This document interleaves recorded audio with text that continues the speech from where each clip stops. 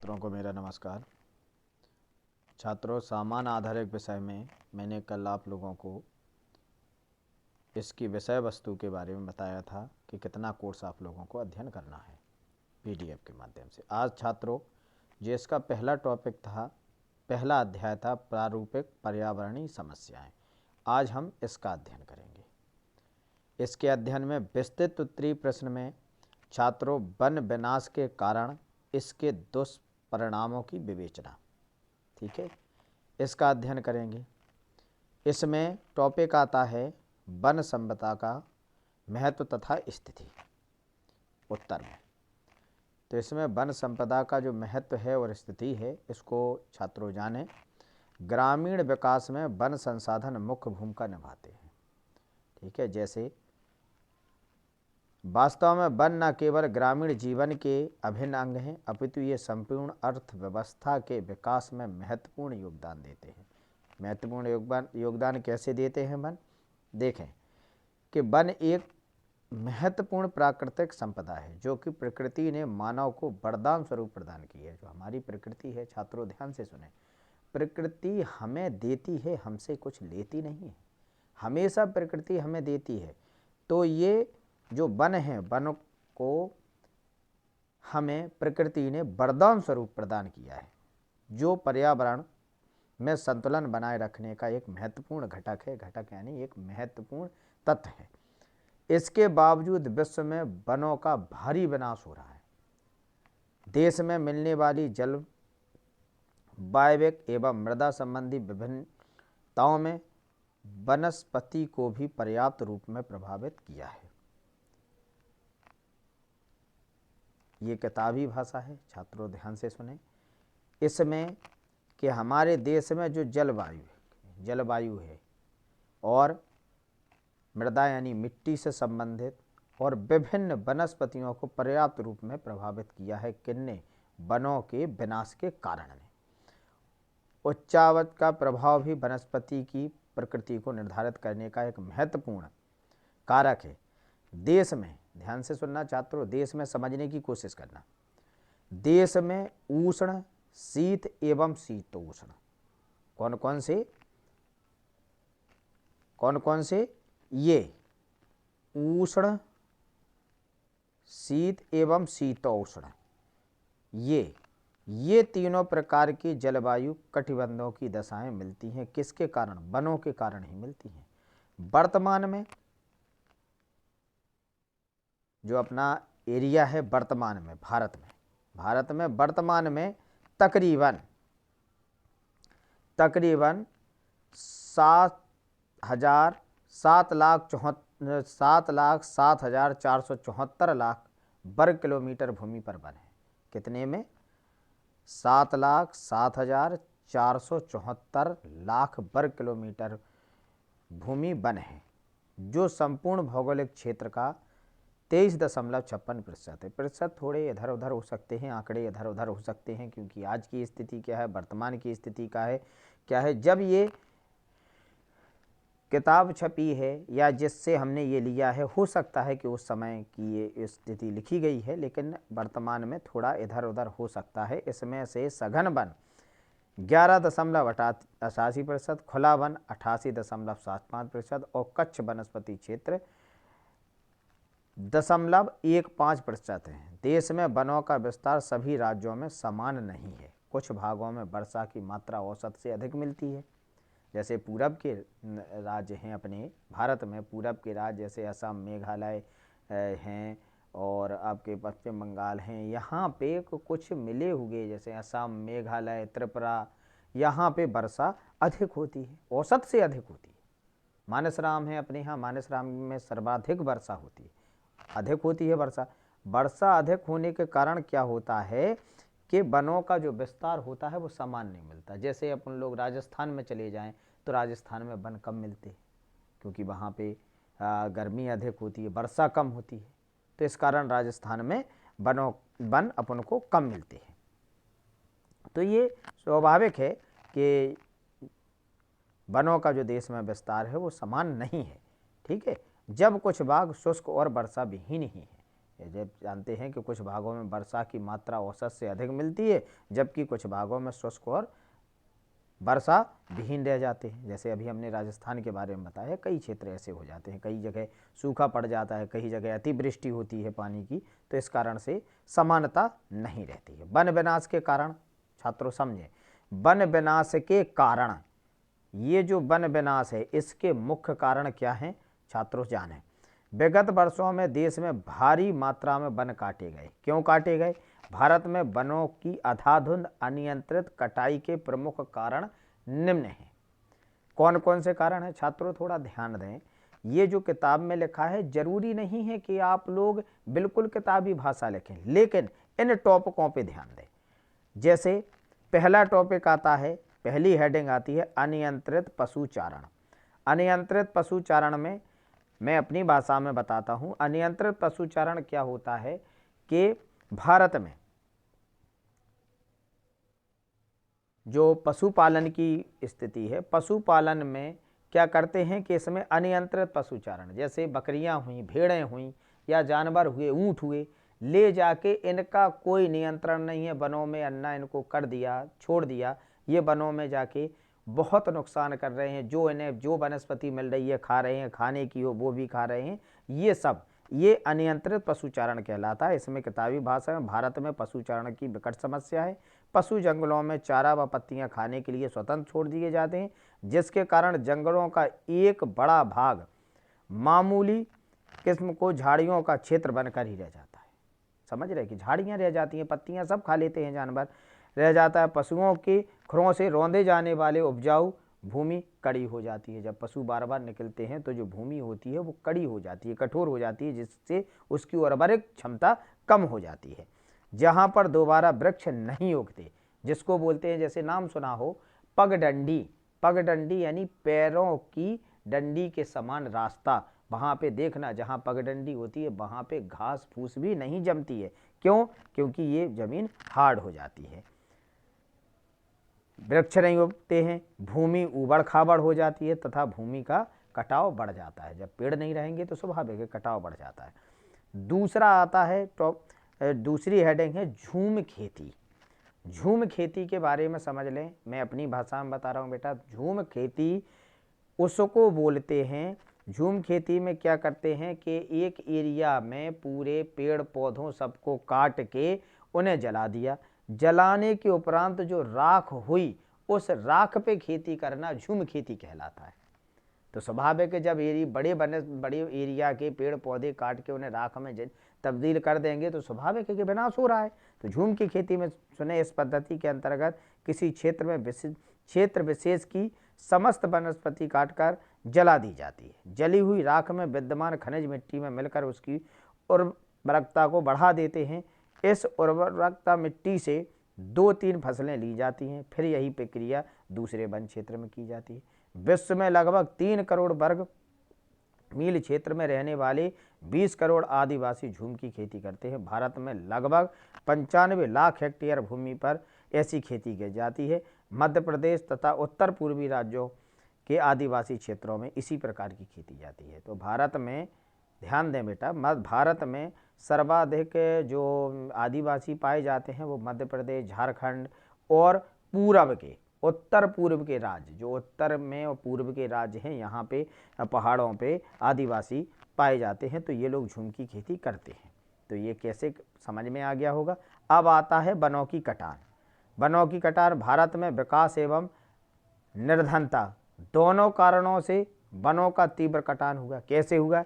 यह कटान मूल रूप से ईंधन व औद्योगिक कार्यों के लिए लकड़ी व अन्य वस्तुएं प्राप्त करने के लिए किया जाता है। समझ लें कैसे कि एक तो निर्धनता और विकास। विकास के लिए निर्धनता ऐसी कि जलाने के लिए ईंधन नहीं है तो वो वनों में गए, कटान की, पेड़ काटे, लकड़ियां तोड़ी, तो इससे एक तो ये निर्धनता और विकास यानी औद्योगिक क्षेत्र के लिए जो लकड़ी का कार्य होता है उसके लिए, विकास के लिए हमने पेड़ पौधे काट डाले। प्राप्त कटे वृक्षों को वनों से बाहर ले जाते हैं। ले जाते समय छोटे छोटे पौधे, झाड़ियां व वृक्ष भी रौंद दिए जाते हैं, है ना। तो इससे ये भी कारण होता है। वनों में आग। अगला टॉपिक आता है कौन सा? वनों में आग। वनों में आग, दो प्रकार की आग लगती है। फर्स्ट है भूमि की सतह पर कि नीचे जो घास फूस होती है तलहटी में, जमीन पर, भूमि की सतह पर। और सेकेंड है वृक्षों के ऊपरी भागों में। भूमि की सतह पर लगी आग से मिट्टी में विद्यमान सभी जैव पदार्थ जल जाते हैं तथा फिर वहां नए पेड़ पौधे नहीं उगते। इसके विपरीत वृक्ष के ऊपरी भागों में लगी आग वृक्षों की पत्तियों व शाखाओं को जलाती हुई हवा के सहारे तेजी से फैल जाती है।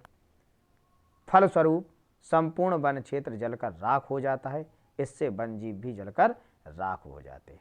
ठीक है, जहाँ वनों में, ध्यान से टॉपिक को समझें बेटा, वनों में आग दो प्रकार की होती है। एक तो भूमि यानी जमीन पे लगती है, जो घास फूस जमीन पे लगी आग संपूर्ण जितने भी मिट्टी के अंदर जैव पदार्थ हैं या छोटे मोटे कीड़े मकोड़े ये सभी हैं, इन सभी को खत्म कर देती है और जितने भी विद्यमान जैव पदार्थ होते हैं उनको खत्म कर देती है। और ऐसा कर देती है उस जगह की भूमि को कि वहाँ पे नए पेड़ पौधे नहीं उग सकते हैं। जबकि ऊपरी भाग में लगी जो आग होती है वो शाखाओं और पत्तियों को जला देती है और ये बहुत तेज़ी से फैलती है। और इसके फैलने से छात्रों संपूर्ण वनों का विनाश हो जाता है। जैसे अभी पिछले वर्ष ये 2021 चल रही है, पिछले वर्ष 2020 में ऑस्ट्रेलिया के कुछ जो ऑस्ट्रेलिया के वन हैं, वनों में आग लगी थी, ज़बरदस्त आग लगी थी। महीनों उस आग पे काबू नहीं पाया गया था।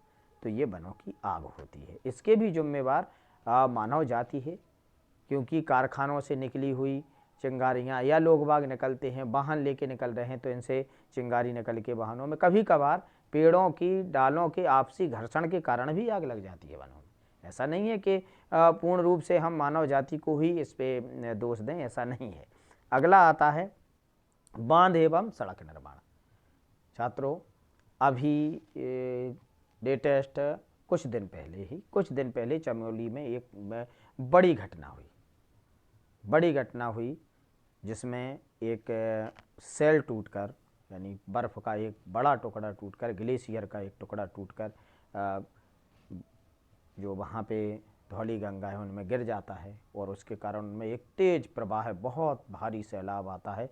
उस सैलाब से जो बीच में 2-3 रोक के डैम बनाए गए थे, डैमों से बिजली का उत्पादन का काम होना था, तो बिल्कुल पानी की तरह बह के चले गए, है ना।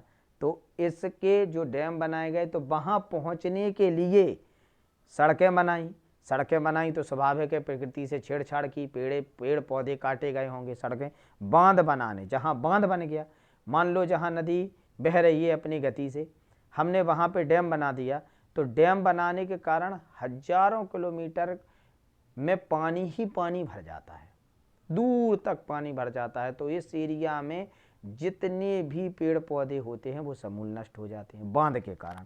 और सड़क निर्माण, जब हम सड़क बनाते हैं तो सड़क बनाने के लिए जो प्रोजेक्ट आया, आज 6 लाइन रोड आ रहे हैं, एक्सप्रेस वे आ रहे हैं, जहाँ एक्सप्रेस वे बना रहे हैं वहाँ जहाँ से निकल रहा है हजारों लाखों पेड़ों की कटान हो रही है, पेड़ नष्ट करते जा रहे हैं, किसके? सड़क के कारण। तो इसमें देखें, स्वतंत्रता प्राप्ति के पश्चात से ही देश आर्थिक विकास के मार्ग पर अग्रसर है। इसके लिए बड़ी मात्रा में बांधों व सड़कों का निर्माण किया गया। फलतः बड़ी मात्रा में है वन क्षेत्र जलाशयों में डूब गए अथवा बम विस्फोटों द्वारा उड़ा दिए गए। सड़क मार्ग पर पड़ने वाले सभी वृक्षों को काट डाला गया। इससे वन क्षेत्रों का बड़ी मात्रा में विनाश हुआ। अगली हेडिंग आती है, अगला टॉपिक बनता है ईंधन की मांग। भारतीय ग्रामवासी ईंधन के रूप में लकड़ी व कन्नों का इस्तेमाल करते हैं, सभी लोग जानते हैं। अभी भी ग्रामीण एरिया में आप जाएं तो लकड़ी और कन्नों का ही इस्तेमाल होता है, करते हैं। ईंधन की इस मांग की पूर्ति हेतु बड़ी मात्रा में वृक्षों की कटान की गई। वृक्ष लगाए तो नहीं गए लेकिन उनकी कटान की गई, क्योंकि काटना थोड़ी देर में हो जाता है लेकिन एक वृक्ष को पूर्ण रूप से विकसित होने में काफ़ी वर्ष लगते हैं। तो ये ह्रास हुआ, हानि हुई, ठीक है। उद्योगों के लिए कच्चा माल, 7वां टॉपिक आता है उद्योगों के लिए कच्चा माल। उद्योगों के लिए कच्चा माल जो आया वो क्या है, वन पर आधारित उद्योगों के लिए कच्चा माल वनों से ही प्राप्त होता है। कागज़, प्लाईवुड, जो कागज़ होता है वो लकड़ी से ही बनता है। प्लाईवुड, प्लाईवुड देखो हो, ये सीटें होती हैं, ये भी लकड़ी से बनती है। बेंत है, फर्नीचर है, दिया सलाई है, दिया सलाई यानी माचिस, तथा खेल के सामान, खेल के सामान जैसे बैट हुआ, हॉकी हुई, स्टंप हुए, ये सभी लकड़ी से बनते हैं। तो इनके लिए कच्चा माल प्राप्त करने के लिए कहाँ से प्राप्त होता है, वनों से ही प्राप्त होता है। जब वनों से प्राप्त होता है तो स्वाभाविक है वनों को काटे। इसके अतिरिक्त पैकिंग के लिए भी लकड़ी की पट्टियों का प्रयोग किया जाता है। देखिए वो डिब्बे पतली पतली लकड़ी की पटरे होते हैं, उनमें पैकिंग के लिए लकड़ी का प्रयोग किया। इनकी आपूर्ति हेतु वनों का तेजी से काटा जाना होगा, वनों को तेजी से काटा गया। 8वां व्यापारिक व बागाती फसलें। ये क्या होती हैं, व्यापारिक और बागाती फसलें, समझें ये क्या होती है। वनों के विनाश का ये भी बहुत बड़ा कारण है। हिमाचल प्रदेश तथा केरल के बड़े बड़े वन को काटकर इनमें बागान यानी बगीचे, बागान माने बगीचे, चाहे वो फलों के या अपने ये काजू, किस्में, बादाम, इनके पेड़ पौधे लगा दिए गए, उनमें वनों का नुकसान हो गया, बागान बना दिए गए, अथवा वहाँ पर व्यापारिक फसलें उगाई जाने लगी। ये व्यापारिक फसलें उगाई जाने लगी, जिससे क्या होगा, सेब तथा अन्य फलों को देश विदेश भेजने के लिए, जैसे अपने यहाँ नागपुर में संतरा होता है, यहाँ पे भी बनते, काट दिए गए संतरा क्या। और यहाँ पे आप जाएं इसमें हिमाचल में, J&K में, जम्मू कश्मीर में, यहाँ पे जाएं, यहाँ पे वनों में देवदार होते हैं, चीड़ होते हैं, इनको काट के, बड़े एरिया को काट के बागान, सेव के बागान में लगा दिए गए, सेव की, क्योंकि ठंडे एरिया में पैदा होता है। तो ये व्यापारिक और बागाती फसलें पैदा करना ये भी कारण होगा। ठीक है, इसके लिए प्रतिवर्ष जो पेटियां देश विदेश भेजने के लिए जो पेटियां तैयार की जाती हैं लकड़ी की, इन पेटियों को तैयार करने के लिए प्रतिवर्ष लगभग 50,000 वृक्ष काटे जा रहे हैं, चीड़ के, देवदार के, क्योंकि पेटियां इन्हीं की बनती है। इससे वनों में भारी क्षति पहुंच रही। कीड़े व बीमारियां, एक ये भी आता है, इसके कारण कम मात्रा है लेकिन है। कीड़े जैसे दीमक लग जाती है, और पेड़ों में कई बीमारियां हो जाती हैं, उकटा रोग होता है, कई रोग होते हैं, लग जाते हैं, जिसके कारण पेड़ भारी भरकम विशालकाय वृक्ष सूख जाते हैं। तो इनकी अनदेखी करने से वृक्ष समूल नष्ट हो जाते हैं, इनका पूरा सिर्फ सूखी हुई लकड़ी के रूप में खड़े रह जाते हैं। वृक्षों में लगने वाले कीड़े वर्षा ऋतु में तेजी से पनपते हैं, जो वृक्षों को खोखला कर देते हैं। अनेक बीमारियां वृक्षों को सुखा देती हैं, फलस्वरूप धीरे धीरे खोखले होकर वृक्ष अपने आप ही उखड़ जाते हैं। ठीक है।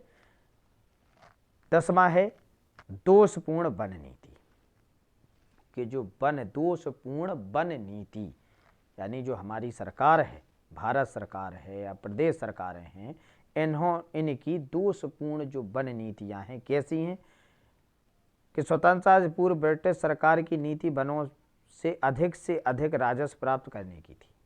यानी जब अंग्रेज थे तो अंग्रेजों का काम क्या था, कहा गया है कि अंग्रेजों ने भारत को लूटा है, उनको तो सिर्फ पैसा कमाना था। उन्हें क्या मतलब कि वन कट जाए, कुछ हो जाए, उन्हें क्या मतलब, उन्हें पैसे से मतलब था।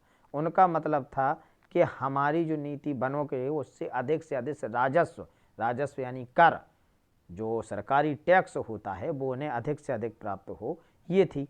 लेकिन क्या हुआ, फलता वृक्षों को बुरी तरह काटा गया अंग्रेजों के समय।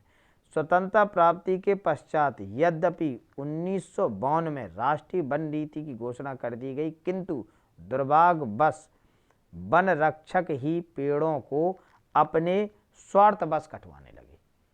वन रक्षक यानी इसकी जो वन की रक्षा के लिए जो गार्ड बनाए गए, जैसे देखा हो वन दरोगा होता है, ऐसा ही होते हैं, पूरा एक डिपार्टमेंट होता है, फॉरेस्ट डिपार्टमेंट होता है डिपार्टमेंट, तो ये अपने स्वार्थ के लिए ही वनों को कटवाने लगे। ये दोषपूर्ण नीति है, इसके लिए कठोर कदम उठाए जाने चाहिए। इससे अपने वनों का जो विनाश है या पेड़ों की कटान को रोका जा सकता है। देखें इसके दुष्परिणाम क्या हो, कि जब वन कटे तो इनका वन विनाश के दुष्परिणाम यानी हानियाँ क्या हैं। पेड़ पौधे एवं वनस्पति किसी क्षेत्र में पारिस्थितिक तंत्र का आधार होते हैं। वनस्पति की सौर ऊर्जा को ग्रहण करके प्रकाश संश्लेषण द्वारा विविध जैव पदार्थों का निर्माण करती है। वनस्पति ही सौर ऊर्जा को ग्रहण करके, जीव विज्ञान में एक प्रकाश संश्लेषण क्रिया होती है कि प्रकाश संश्लेषण क्रिया में पेड़ पौधे सूर्य के प्रकाश से क्रिया करते हैं, जिसको प्रकाश संश्लेषण क्रिया बोलते हैं, कि वो कार्बन डाइऑक्साइड को ग्रहण करते हैं और ऑक्सीजन को छोड़ते हैं। ये प्रकाश संश्लेषण की क्रिया होती है, जिसमें क्या होता है, कई जैव पदार्थों का निर्माण होता है। ये पर्यावरण को मानव के अनुकूल बनाने में सहायक होते हैं। ये मानव को भोज्य पदार्थ प्रदान करते हैं, भूमि के कटाव को रोकते हैं, विभिन्न प्रकार की गैसों, खनिजों, लवणों को कार्बनिक पदार्थों के रूप में बदलकर ऊर्जा प्रदान करते हैं। कैसे? जैसे अभी आप लोगों ने सुना हो CNG गैस होती है। हमारे जो ऑटोमोबाइल के छात्र हैं वो तो समझ जाएंगे। CNG gas, compressed natural gas. CNG gas हमें प्रकृति से ही, पेड़ पौधों के कारण ही हम CNG गैस बनाते हैं, ठीक है, और से पदार्थों का निर्माण करते हैं, स्थानीय पर्यावरण में संरक्षण देते हैं। इसके बावजूद वनों का व्यापक स्तर पर विनाश किया जा रहा है, जिसके भारतीय अर्थव्यवस्था एवं पर्यावरण पर प्रत्यक्ष एवं अप्रत्यक्ष रूप से अनेक प्रतिकूल प्रभाव पड़ रहे हैं। कौन कौन से? यानी जो हानियां हैं, जो हमारे लिए हमारे अर्थव्यवस्था की, भारतीय अर्थव्यवस्था और पर्यावरण, जो हमारे देश की अर्थव्यवस्था और पर्यावरण पर इनका क्या प्रत्यक्ष यानी देखने सामने, और प्रत्यक्ष यानी जो दिखाई नहीं दे रहा, दोनों तरीके से हमारे ऊपर प्रभाव पड़ रहा है। कौन कौन से प्रभाव हैं? सबसे पहला इसका प्रभाव है व्यापारिक एवं ईंधन लकड़ी का अभाव। वनों के बड़े पैमाने पर कटान के कारण देश में ईंधन योग्य व्यापारिक लकड़ी का अभाव हो गया। ईंधन योग्य एवं व्यापारिक लकड़ी का अभाव हो गया, होता जा रहा है। फलतः लकड़ी की कीमतें बहुत ऊंची बढ़ गई हैं। एक समय था, आज वर्तमान में जो जलाऊ लकड़ी है, जलाने वाली लकड़ी तकरीबन 500-600 रुपये कुंटल हो गई है। जबकि क्यों? क्योंकि लकड़ी, पेड़ पौधे कम होते जा रहे हैं, तो इसकी कीमतें बढ़ती जा रही हैं। इससे क्या है, अर्थव्यवस्था डगमगा रही है, स्वाभाविक है। दूसरा है उर्वरा शक्ति का ह्रास। जब पेड़ पौधे कट रहे हैं, वृक्षों के कट जाने से मिट्टी में जैव पदार्थों की कमी होती जा रही है, जिससे मिट्टी कैसी, बंजर होती जा रही है। उर्वरा शक्ति यानी उपजाऊ शक्ति कम होती जा रही, तो मिट्टी बंजर और वह ऊसर, यानी जैसे रेगिस्तान का एरिया बढ़ता जा रहा है, ऊसर होती जा रही है। इस बंजर भूमि पर वनस्पति नहीं उगती। उर्वरा शक्ति का ह्रास, भूमि के कटाव में वृद्धि। जब पेड़ की जो जड़ें होती हैं वो भूमि को, मिट्टी को जकड़े रहती हैं, तो इस कारण से जब वृक्ष कट रहे हैं, वृक्ष कट गए तो क्या हो गया कि भूमि का कटाव बढ़ गया।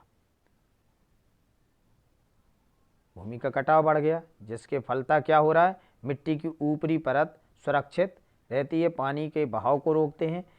लेकिन अब क्या हो रहा है कि जब वृक्षों के कटने से मिट्टी को मिलने वाला वह संरक्षण समाप्त हो गया, जो मिट्टी की तीव्र गति के कटाव होने लगे हैं। कौन कौन से संरक्षण मिलते थे? ध्यान करें, इससे प्रभाव धीमा होता था, मिट्टी की ऊपरी परत सुरक्षित रहती थी, पानी के बहाव में नहीं बहती थी, वन हवा व सूर्य के द्वारा होने वाले भूमि के कटाव को भी रोकते थे। लेकिन वृक्षों के कटने से ये सब खत्म हो गया। अब महत्वपूर्ण वनस्पतियों व जंतुओं का लुप्त हो जाना। जो महत्वपूर्ण वनस्पतियां थीं, जो वनस्पति मतलब जो हमारे लिए उपयोगी थी, वनस्पतियों से ही हमें कई तरीके की जड़ी बूटियाँ मिलती थीं, इन सभी का लोप होता जा रहा है। कई जंतु यानी जीव हैं जो विलुप्त होते जा रहे हैं। कई जंगली जीव आजकल, कई जीवों को पता ही नहीं है, एकदम देखते हैं, कभी कभार डिस्कवरी पे देखते हैं तो ये अजूबा लगता है कि हैं ये भी होते हैं, लेकिन वनों में ये लुप्त होते जा रहे हैं। कैसे? वन किसी क्षेत्र का एक ऐसा पारिस्थितिक तंत्र यानी इकोलॉजी यानी इकोसिस्टम, पारिस्थितिक तंत्र होता है, इको की जो आवाज़ पुनः लौट के आना, इकोसिस्टम में है, न केवल विभिन्न प्रकार के वृक्ष, झाड़ियों व पौधों में मिलते हैं, अपितु अनेक प्रकार के शाकाहारी, मांसाहारी, परजीवी, मृतोपजीवी प्राणी भी पाए जाते हैं वनों में। क्योंकि सब पाए जाते हैं, वनों में पाए जाते हैं। इसकी जीन संबंधी विविधता एवं जैविक ऊर्जा कृषि, उद्योग व औषधियों हेतु अत्यधिक उपयोगी होती है। वनों के विनाश के साथ साथ प्राकृतिक जीन भंडार भी समाप्त होते जा रहे हैं। अनेक जीवों की प्रजातियों को सदा के लिए अनेक जीवों की प्रजातियां सदा के लिए लुप्त हो चुकी हैं। जलाभाव, पेड़ पौधे जब कटे तो इससे जल का भी, पानी का भी अभाव होने लगा। भूमि पर पेड़ पौधे ना होने से वर्षा का जल तेजी से बह जाता है। भाई पानी, जो पेड़ पौधे होते हैं वो पानी को रोकते हैं, लेकिन जब पेड़ पौधे ही नहीं है तो ये सीधे तेजी से बह जाता है, जिससे उस क्षेत्र में जल का अभाव यानी पानी का अभाव होने लगा। भूमिगत जल में कमी व मरुस्थलीकरण, मरुस्थली भूमिगत जो जल होता है, भूमिगत जल यानी जो धरती के अंदर से जो प्राप्त होता है, जैसे कुआं हैं, नल हैं, ट्यूबवेल हैं, जो हैंडपंप होते हैं, ये सब भूमिगत जल के अंतर्गत आते हैं। इनमें कमी हो रही है, भूमिगत जल में कमी हो। मरुस्थलीकरण यानी जो रेतीली मिट्टी है जिसमें उपज नहीं होती है, उसका वो बढ़ता जा रहा है। पेड़ व पौधों की जड़ों के माध्यम से ही वर्षा का जल धीरे धीरे रिसकर भूमि के अंदर जाता है, जबकि खाली भूमि वर्षा के जल को नहीं सोख पाती है। इसका दुष्परिणाम क्या हो रहा था, उस क्षेत्र में भूमिगत जल के स्तर में कमी होती जा रही। फलस्वरूप उस क्षेत्र का मरुस्थलीकरण होने लगा। मरुस्थलीकरण यानी बंजर जैसा होने लगा है। भूस्खलन भी, जब पेड़ पौधे नहीं होंगे तो जब पेड़ क्या काम करते हैं कि ये भूस्खलन होता है, मिट्टी का खिसकना। भूस्खलन मिट्टी का खिसकना, भूस्खलन का तात्पर्य होता है मिट्टी का खिसकना। ये कैसे होता है? वनस्पतियों के नष्ट हो जाने पर पर्याप्त ढाल भूपिंडों को नहीं रोक पाती। ठीक, अतः पहाड़ी ढालों से बड़े बड़े भूखंड नीचे खिसकने लगते हैं। देखो होगा, भूस्खलन होता है, पहाड़ खिसक गए। कैसे खिसक गए? ऊपर से जब पेड़ पौधे क्या करते हैं, इनकी जड़ें इन्हें एक दूसरे में जकड़े रहती हैं। जब पेड़ पौधे नहीं होते तो ये खिसकने लगते, इसे भूस्खलन कहते हैं।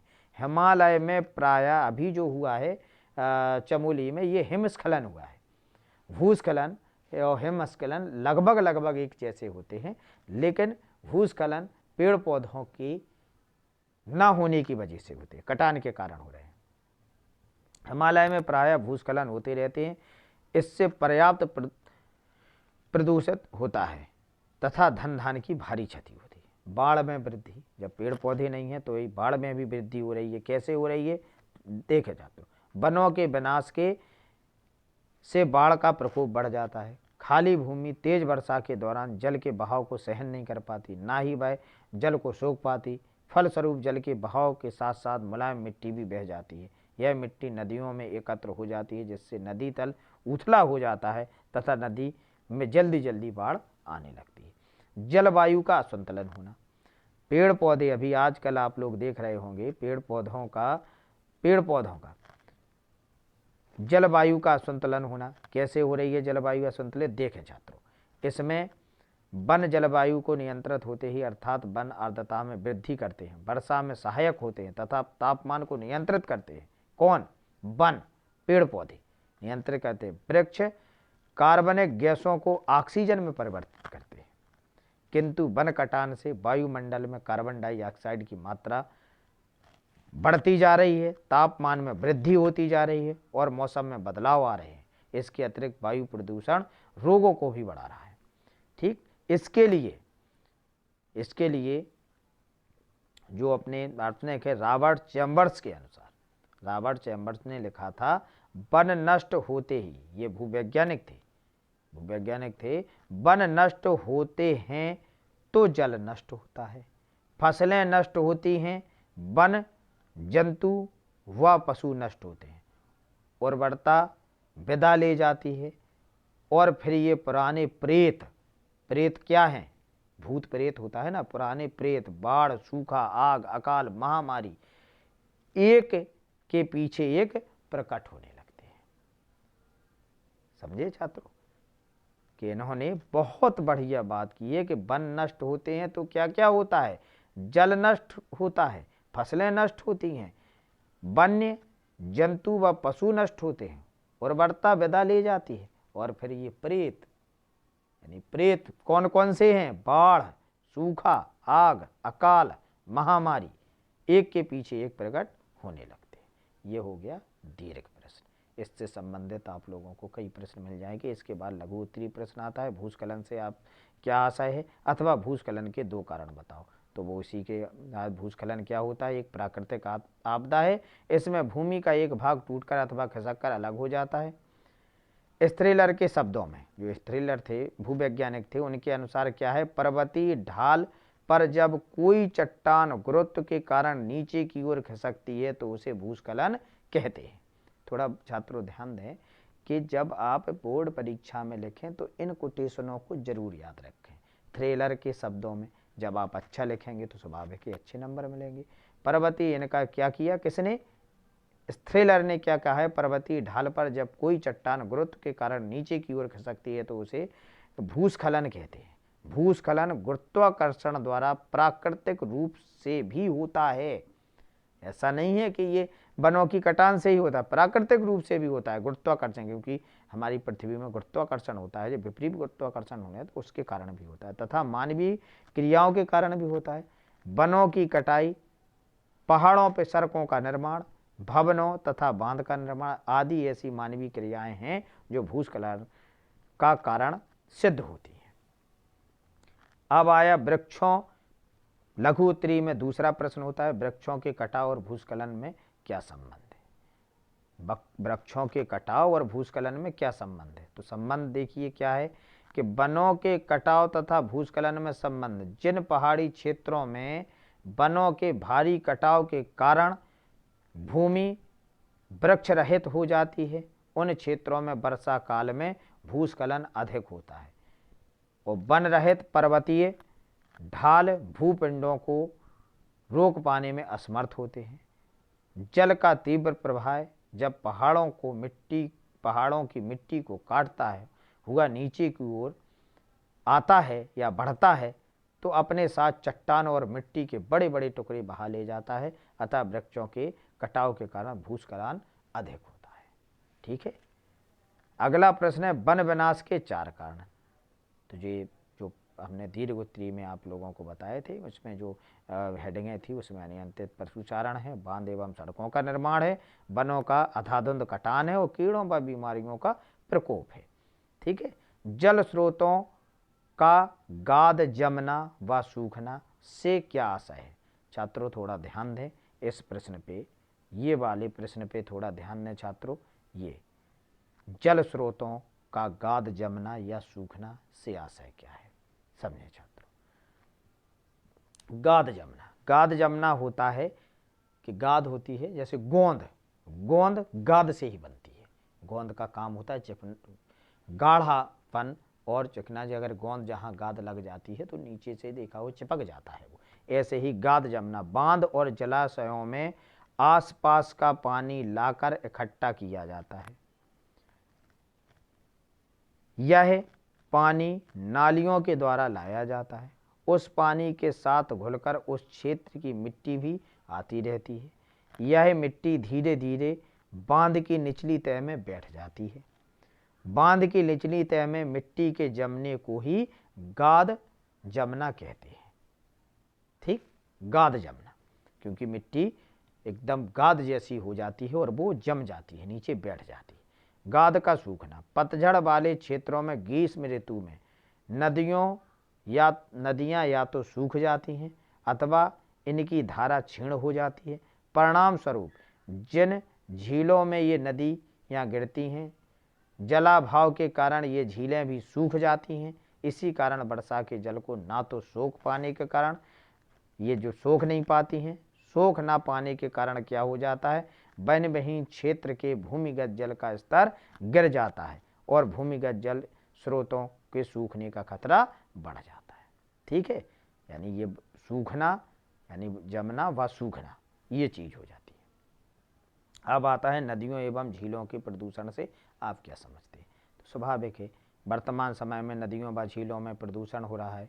देख रहे हो गंगा सफाई, यमुना सफाई, नदियों की सफाई का भारत सरकार है, प्रदेश सरकार है, नई नई योजनाएं, नई नई चीज़ें ला रही हैं जिससे प्रदूषण को दूर किया जा सके, नदियों के प्रदूषण को दूर किया जाए। खेतों और बागों में छिड़की जाने वाली विषैली दवाएं, जो आजकल हैं कि जो दवाएं प्रयोग कर रहे हैं, विषैली दवाएं मिट्टी में मिल जाती हैं और पानी में मिलकर नदियों, तालाबों, झीलों में पहुंच जाती हैं, जिससे उनका जल प्रदूषण हो जाता है। उद्योगों के कचरे से भी जल प्रदूषण हो रहा है।